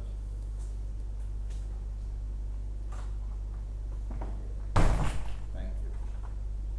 भाई रियल अकाउंट जरा देखेगा। Furniture new 1.5 lakh in, furniture old 50,000 out, party giver of furniture 116, नुकसान loss on furniture exchange, losses debit किए जाते हैं, ये डेबिट क्रेडिट्स के लॉजिक। क्लियर है? ये मजा नहीं आता। ये करने के बाद लगता है जैसे कोई भाई उधर लाश हो गई है कोई चीज और पोस्टमार्टम कर रहा है। ये क्रिएटिव काम है, इसमें एक्साइटमेंट शो करिए, इसको करने की कोशिश करिए।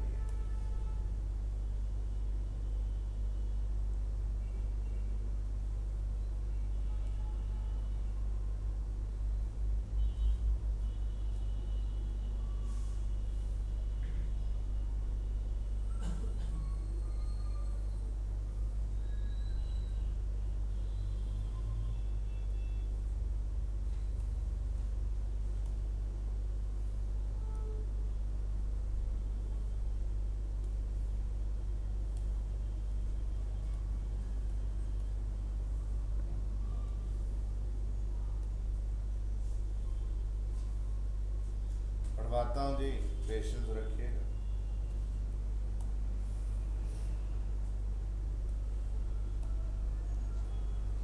Machine was purchased for 10 lakh.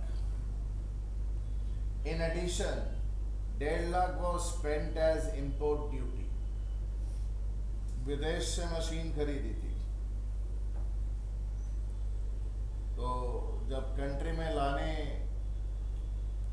के लिए कस्टम्स पर मशीन पहुंची तो उन्होंने बोला इस पे तो हम इंपोर्ट ड्यूटी भाई चार्ज करेंगे, तो 1.5 लाख रुपया इंपोर्ट ड्यूटी ले। 2 लाख रुपया मशीन को घर तक लाने का फ्रेट, इंश्योरेंस वगैरह का खर्चा और कैरेज, और मशीन घर में प्लेटफॉर्म बनाया, तारें लगाई, पता नहीं क्या क्या करके मशीन इंस्टॉल की ताकि वो चालू हो सके, ऑपरेटिंग कंडीशन में आ सके। The date of purchase was 1409, the opening date of the year. बोला ये जो परचेज वगैरह हुई है opening date of the year को, और डेट भी उन्होंने दे दी 1409। एनालिसिस आप करें।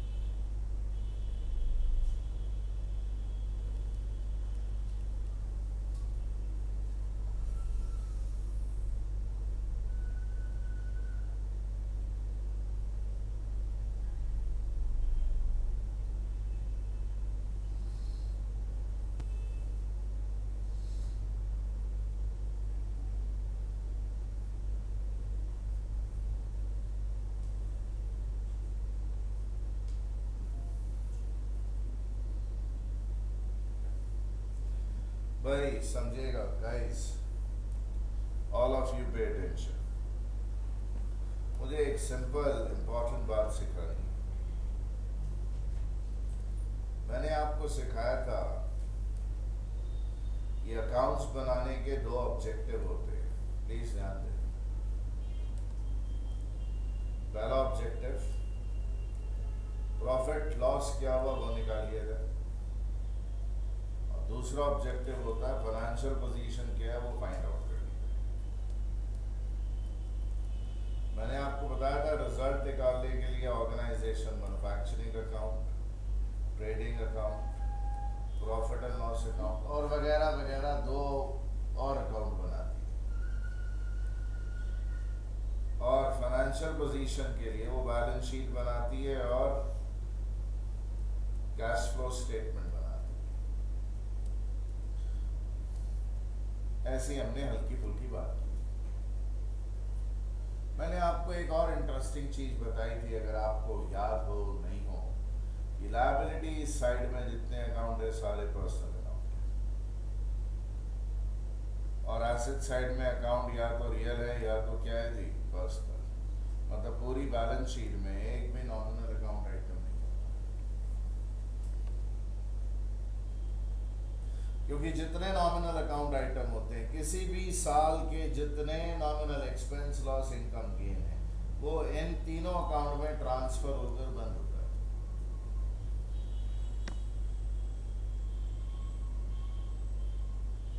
दैट मीन्स ये जो अकाउंट्स है नॉमिनल अकाउंट की कब्र है, कब्र।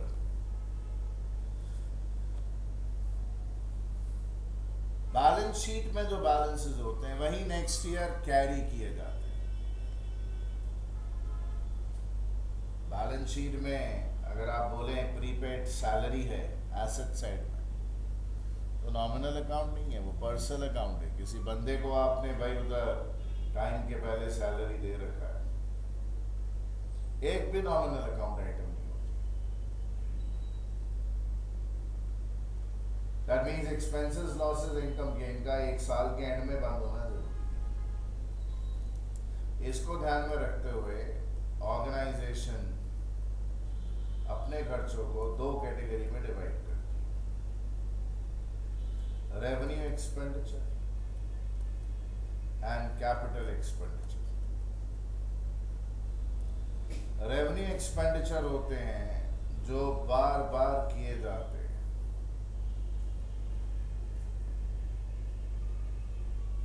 रेवेन्यू एक्सपेंडिचर वो होते हैं जिनका बेनिफिट उसी साल में एग्जॉस्ट हो जाता है। रेवेन्यू खर्चे वो होते हैं जो आपके ऑपरेशनल एक्टिविटीज, जो आपका धंधा है, जो बिजनेस है, उससे रिलेटेड। आपने सैलरी का पेमेंट किया, क्या है जी, जिसको सैलरी दिया क्या वो 15 साल तक आपके लिए काम करता रहेगा क्या? जिस पीरियड का सैलरी देंगे उसी पीरियड में सर्विस देगा वो। तो जैसे salary is an example of revenue expenditure. आप गुड्स खरीद रहे हैं, उसी साल में बेच के भाई उधर जो भी नफा वगैरह करना वो आप करने की कोशिश करते हो, और बार बार वो खर्चा करते हो, बार बार कुछ परचेज करते हो, रेवेन्यू एक्सपेंडिचर। बट अगर आप कोई ऐसा खर्चा करते हो जो कभी कभार होता है, जिसका बेनिफिट एक साल से ज्यादा तक कंटिन्यू करता है, जो भाई उधर आपके ऑपरेशन से रिलेटेड किस वे में है, असिस्ट करता है, ऑपरेशन को हेल्प करता है, ऑपरेशनल एक्टिविटी नहीं। आपने मशीन खरीद ली, कैपिटल एक्सपेंडिचर। आपने फर्नीचर खरीद लिया, कैपिटल एक्सपेंडिचर। रेवेन्यू एक्सपेंडिचर क्यों नहीं है? क्या रोज रोज फर्नीचर खरीदते हो या रोज मशीन खरीदते हो, रोज गुड्स खरीदते हो, वो रेवेन्यू एक्सपेंडिचर है। रोज फर्नीचर या रोज मशीनरी नहीं खरीदी जाती है। सो जितने भी कैपिटल एक्सपेंडिचर होते हैं वो सब बैलेंस शीट में जाते हैं, और जितने रेवेन्यू एक्सपेंडिचर होते हैं वो मैन्युफैक्चरिंग, ट्रेडिंग या पीएल में कहीं ना कहीं ठिकाने लगाए जाते हैं। आप अगर एक मशीन खरीदते हो 50 लाख की और उसको अपनी फैक्ट्री में लाकर रन करने तक मशीन रनिंग कंडीशन में नहीं आ जाए, जितने भी आप खर्चे करोगे, मान लो 35 लाख रुपया खर्च किया ताकि मशीन फैक्ट्री में आकर रनिंग कंडीशन में पहुंच जाए, तो सारे खर्चे मशीन की ही कॉस्ट का पार्ट माने जाते हैं और उनको कैपिटल एक्सपेंडिचर माना जाता है। मतलब 50 लाख की खरीदी आपने और जितने खर्चे आपने किए कब तक? तब तक जब तक मशीन ऑपरेटिंग रनिंग कंडीशन में नहीं आ जाती। सारे खर्चे मशीन की कॉस्ट में ही जोड़े जाते हैं और कैपिटल एक्सपेंडिचर ही माने जाते हैं।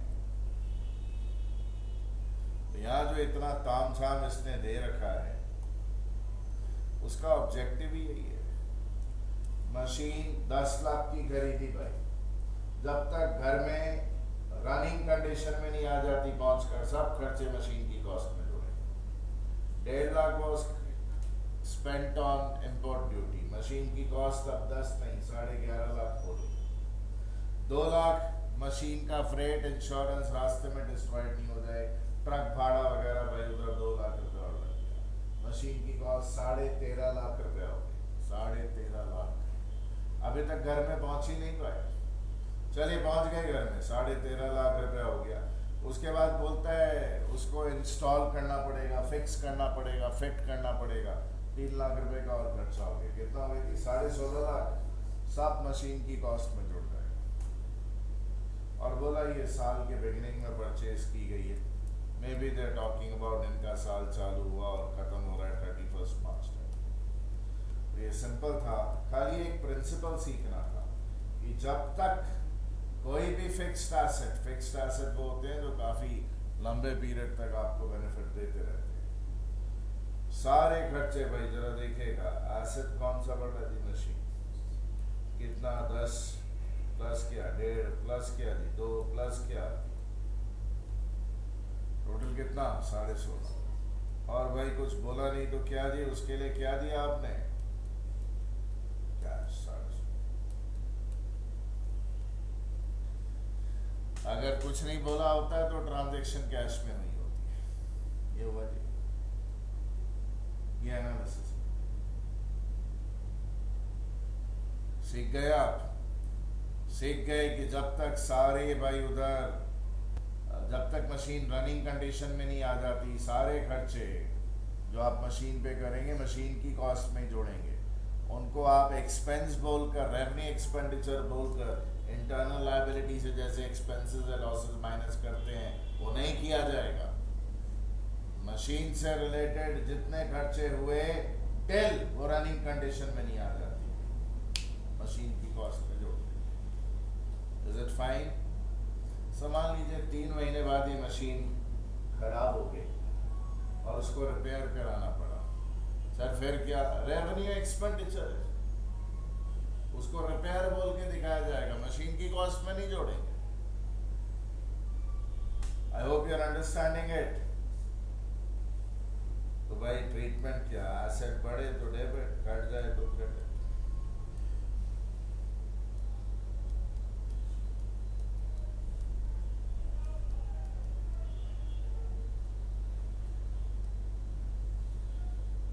भाई कैश 16.5 आउट, मशीन 16.5 इन, बाकी किसी ने कुछ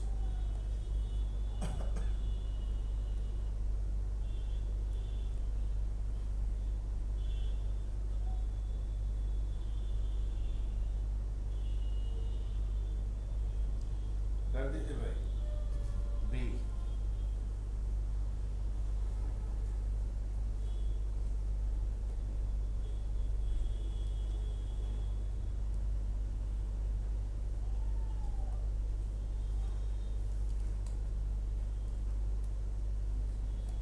give me a moment।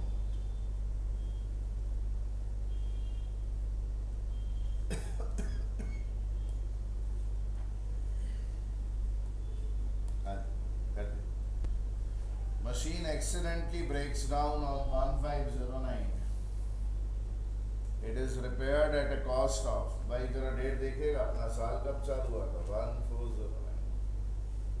उस दिन हमने एक एंट्री की थी भाई 16.5 लाख की मशीन की परचेज की।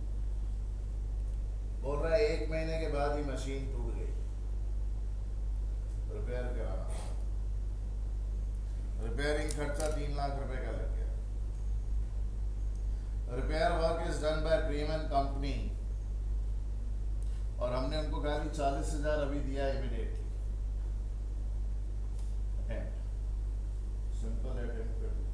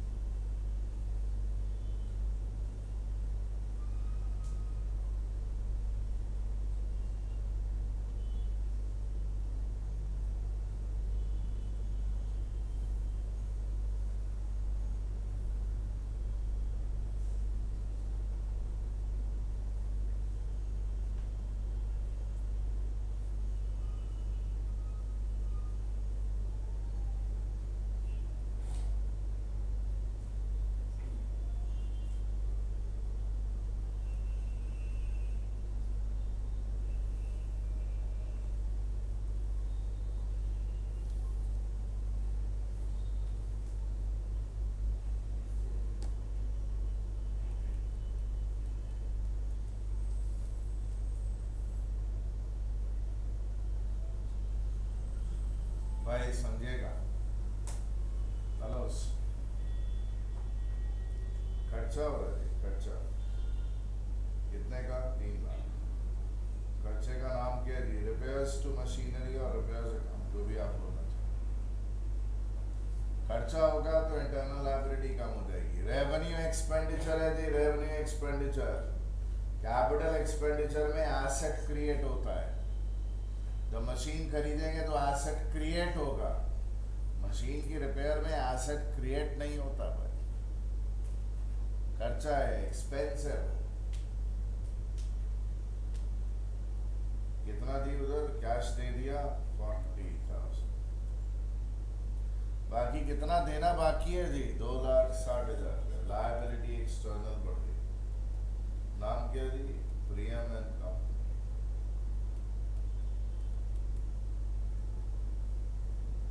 चेक करिए, -3 +2 60, -40, और इस तरफ भी कितना, -40, बराबर है।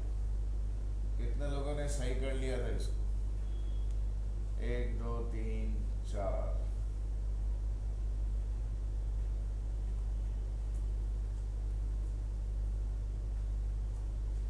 भाई समझेगा, ये इंटरनल लायबिलिटी कम, डेबिट, लायबिलिटी बढ़ गई, क्रेडिट, एसेट कम हो गया जी, क्रेडिट,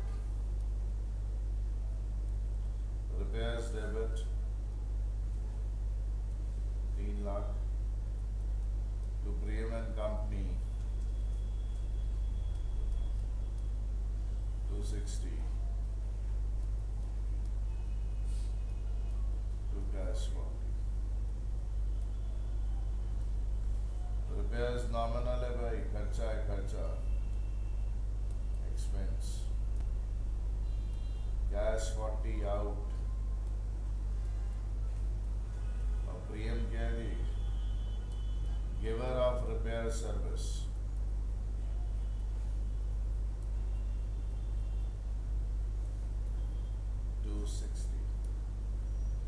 पैसा नहीं दिया हमने उसको, सिर्फ वही अमाउंट देखेंगे, giver of service.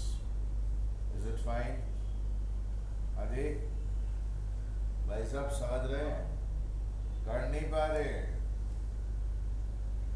I hope एक बार बताने पर आप सीख रहे हैं, दोबारा कभी ऐसा होगा तो आप कर पाएंगे, और अगर दोबारा भी नहीं कर पाएंगे तो धिक्कार है आपको। सर क्या आप डायलॉग बोलते हैं, धिक्कार है सर, आउटडेटेड हो गए सब डायलॉग, हिंदी आउटडेटेड नहीं है भाई।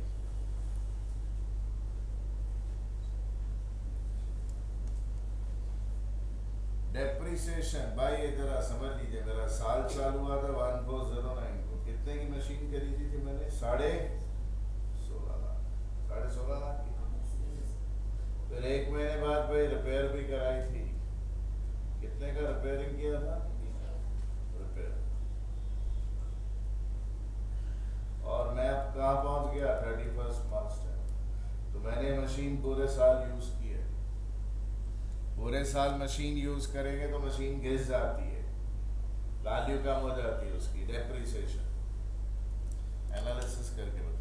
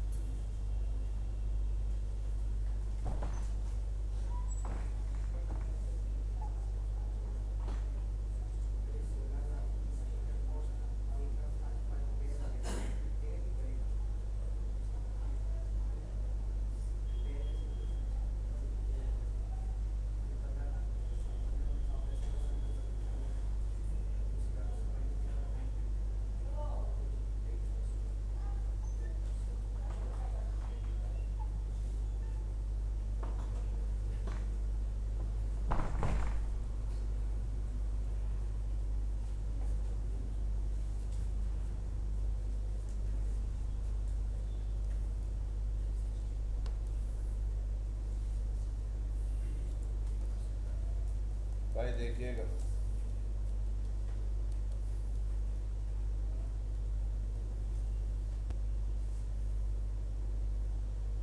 $16.5 लाख की मशीन है जी, पूरे साल यूज करेंगे और 10% उसकी वैल्यू कम हो जाएगी, मतलब कितना? 1,65,000।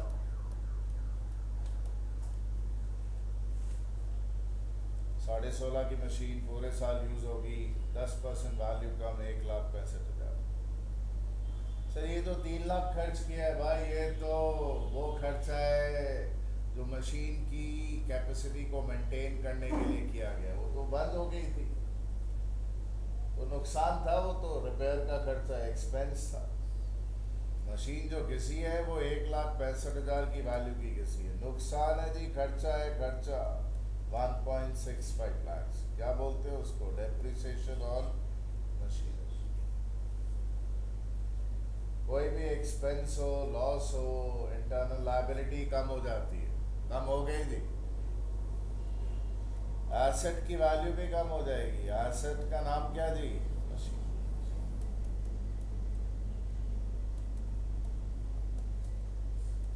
-1.65, -1.65। लायबिलिटी रिड्यूस हो तो डेबिट, एसेट रिड्यूस हो तो depreciation on machine debit, machine को क्रेडिट कर देना।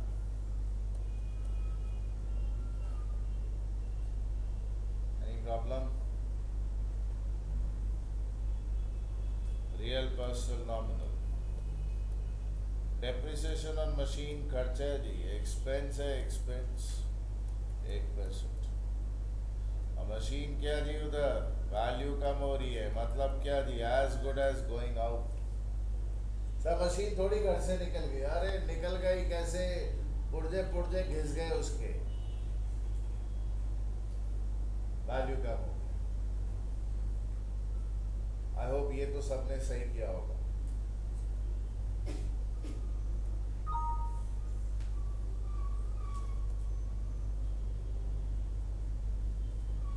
कल कंटिन्यू करेंगे भाई, कल और कई बातें करनी है आपसे।